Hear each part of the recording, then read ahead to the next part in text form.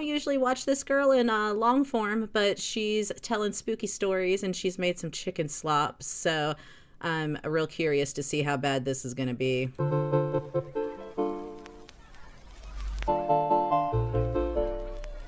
Hello, foodie beauties. Hey there, Beezers. Want a personalized video from me to you that you can I do not. Don't give this woman cameo money. Good lordy. keep forever? Or maybe a special shout out? Or maybe you just have a pressing question for me you want answered. All you have to do is request a personalized video or direct message from me on Cameo. It's super easy. Cameos also make great birthday or special occasion gifts. Hope to hear from you. Bye. Hello guys, hello. Oh, there it is, the cheese gravy situation type deal that she calls poutine. I'm not Canadian. I'm not, super up on what makes a proper poutine, but I'm pretty sure this isn't it. I don't know why someone would want a cameo from her, to be honest. I mean, she thinks she's, pretty famous. She's got 100,000 YouTube subscribers that some of them might be bought, but, in lolcow form, of course, she's got the cameo up there. The only time that I am aware of anyone actually purchasing a cameo from her was when the reactor Breezy purchased one to test the theory that people were requesting feeder content through her cameo. That was kind of a mess. How are you? How are you? Okay. Today I was craving Sizzler again that I had not long ago there. Pickle juice shot. And oh, she's out of pickles. Orange She's soda. Pickle juice shot. I don't have any diet soda left. I gotta make an order today or tomorrow, depending. Bismillah. Let's have the pickle juice shot first. I'm out of pickles. I knew it. Yeah, so I made like my own, but it's not really. There's no sizzling. Chicken disco fries, whatever. Chicken disco I don't know. And some broccoli though. I mean, honestly, this is pretty typical of the meals she prepares when she's just cooking at home. It's some vague form of comfort food that really is just kind of the stuff she has all piled on this serving platter, cooked to hell and back, covered in gravy cheese. So it's cheese, chicken, broccoli, and my homemade gravy.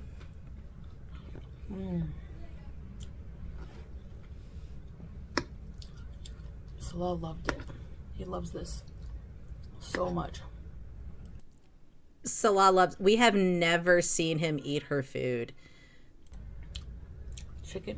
I've made a roasted chicken. Of course she did. And I made a gravy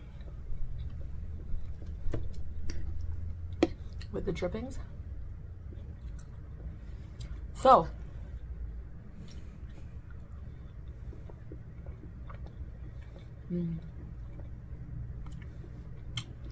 a person commented, "Can you do a creepypasta?" And creepypasta used to be, Oh, Lord. Creepypasta. Yeah, well, creepypasta, creepy plate. Let's do it. would make a pasta dish or eat pasta and tell a creepy story. Now, I was rewatching a creepy story that I love, one of my favorites. And I think I told this story a long time ago in a creepypasta, I'm not sure. But it would have been long ago and I have a newer audience. Now, these are not very popular videos of mine, but I thought they're fun to do anyway. So I thought I'd tell you a creepy haunted Hollywood story. If you remember it and it's a rerun, I apologize. Do you guys remember, or have you guys ever heard of, if you're from California, there's a comedy club called the Comedy Store in Hollywood.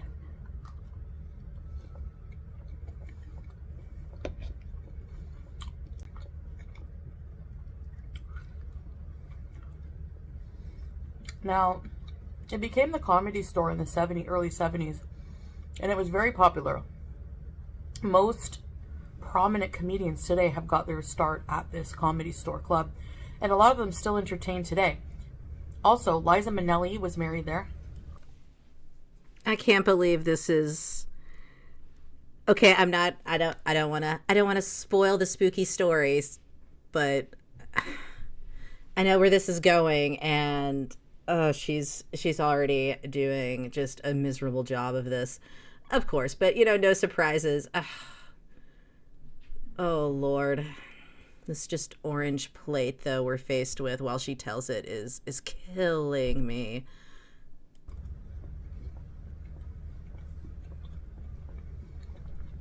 Even Elizabeth Taylor attended her wedding. Cher, it was a very popular place.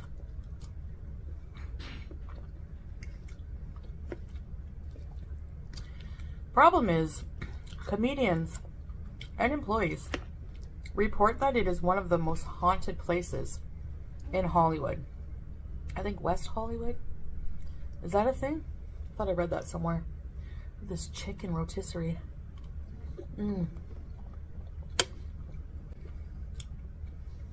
No. The red is the seasonings,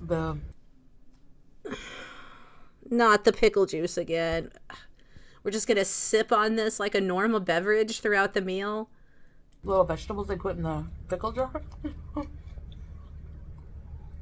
Ma'am. Anyway.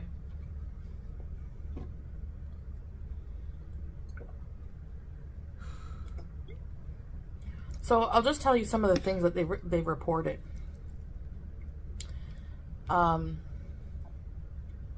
Oh, my sodium levels are spiking just watching this.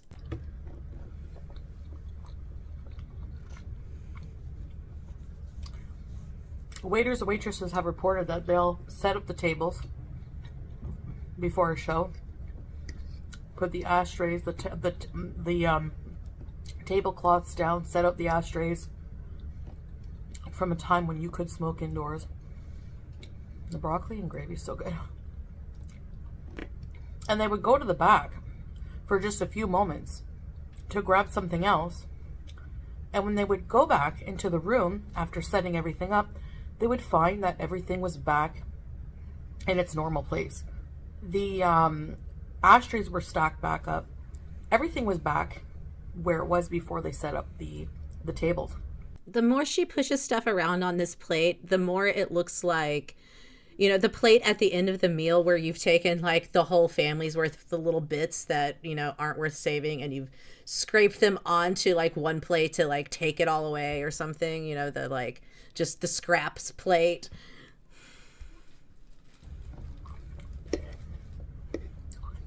Like, I would quit that day. Not only because of a ghost, but because like if there's a ghost undoing all of the hard work that you just paid me for, bye. One comedian reported he was alone in the club at the time, and he walked out into the stage area, and he turned his back to walk away from the stage. He had his back turned to the stage. He heard a faint noise. He turned around, and all of these stools that were in the room were stacked up in a very particular way on the stage.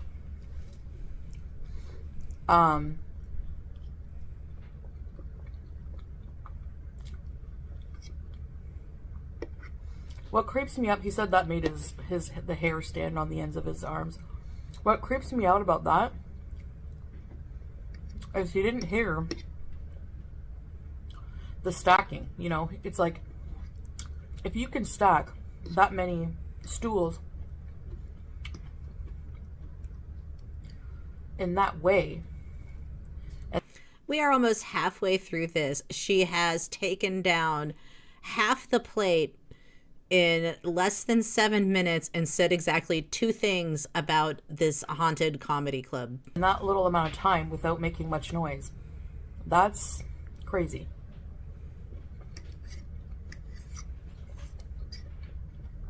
There was another comedian, he was like kind of taunting the ghost, like saying, you know, come out and show me yourself, blah, blah, blah. And then he saw an ashtray lift up off the table and just hurl itself at him.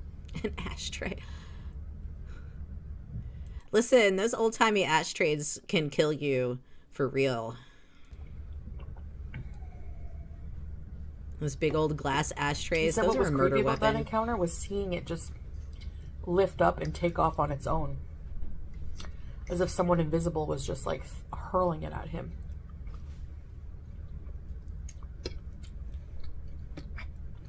Listen to this riveting story. Just Bailey Sarian, but with food, y'all. Listen. Now,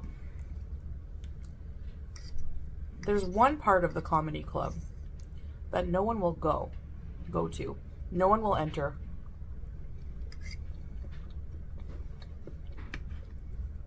And that's the basement. One of the waitresses reported that there's something very malicious in the basement. And you'll have a hard time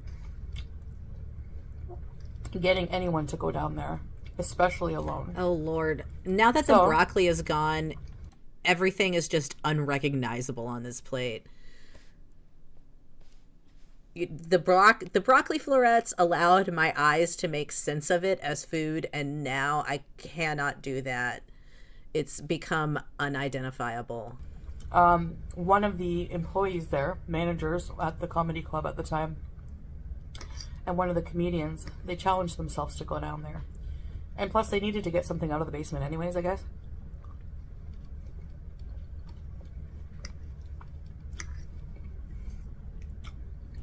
So they went down and were rummaging through the whatever they were looking for, looking around. And all of a sudden they described this black form. It started to form. It started at the ground low, like a black, almost like a puddle. And it's big black shadowy figure, kind of humanoid, kept growing and growing, towering over them. And they're like, what the heck, you know? And as it grew taller, it started to like kind of snake around them.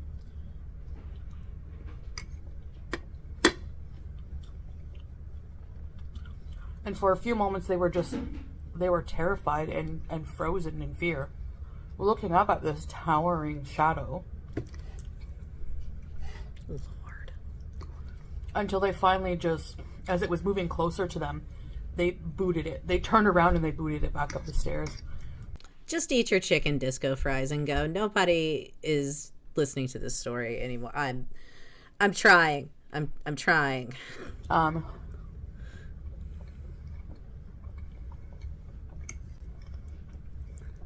I never went back there again.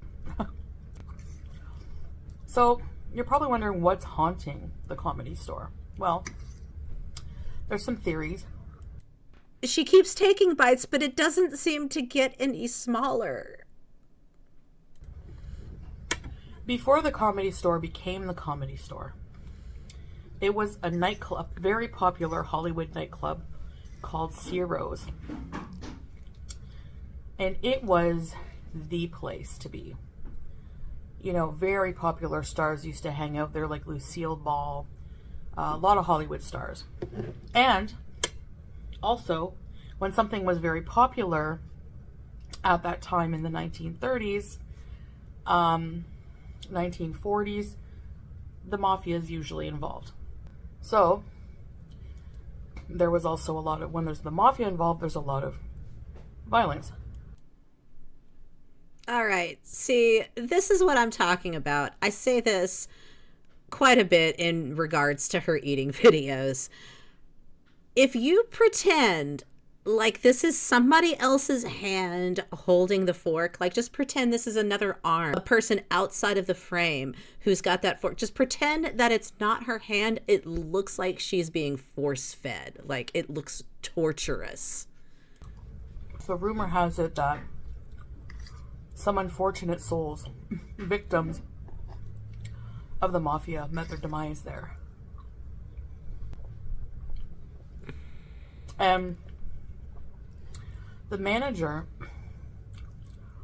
of the comedy store in current time, probably not like now, but before, What? claimed that one time he was on the phone in his office at night, and he was on the phone, and all of a sudden he sees this figure who's dressed like a mafia boss from the 1940s just walk into one of the offices, just past his office and into another office. So he told the person on the phone, hang on, and he ran out into the hall and into the next office where there was a lady sitting, and he said, did somebody walk in your office? And she said no. And he said that the person was kind of see-through. You know how they claim that ghosts are very ethereal. The person was kind of see-through. This is the way, like, a fifth grader would write a ghost story. And he was kind of see-through, and he was dressed old-timey. Not full, not fully, they're kind of see-through, so. Transparent, translucent, ethereal, the word you just somebody used. Looking like they're from the 80s or, like a flower child. There's always somebody dressed like they're from that era, the older era, the 40s. Did I even tell you what's on here? Yes, cheese French and fries. gravy and chicken disco poutine fries. You made a Mozzarella chicken. cheese and gravy.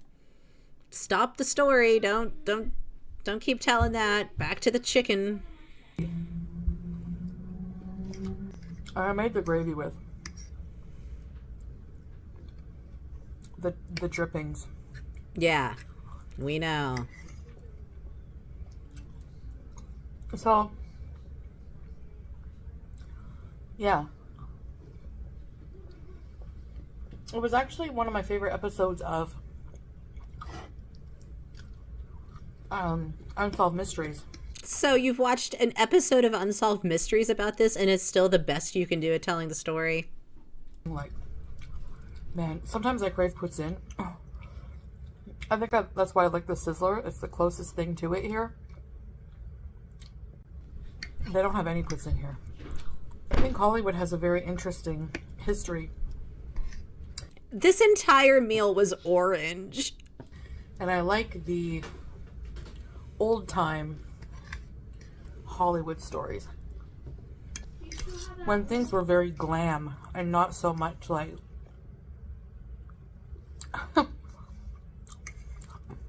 They're different now. I put this whole thing in my mouth because... Pretend it's not her hand.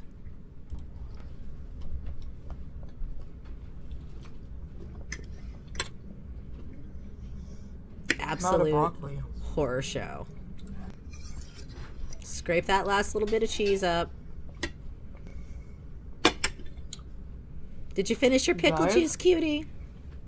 So, anyways, I guess that's it for now, guys. I just wanted to do that kind of little story with you. Don't know if you've heard of it, but you should definitely check it out. And thank you guys so much for watching, and I'll see you in the next video. Bye, guys! As you said, it was an episode of Unsolved Mysteries, so, like, a lot of us have heard of it. That was a little over 16 minutes, which if we lop off the cameo promotion and the little bit at the end, she took that down in about 15 minutes.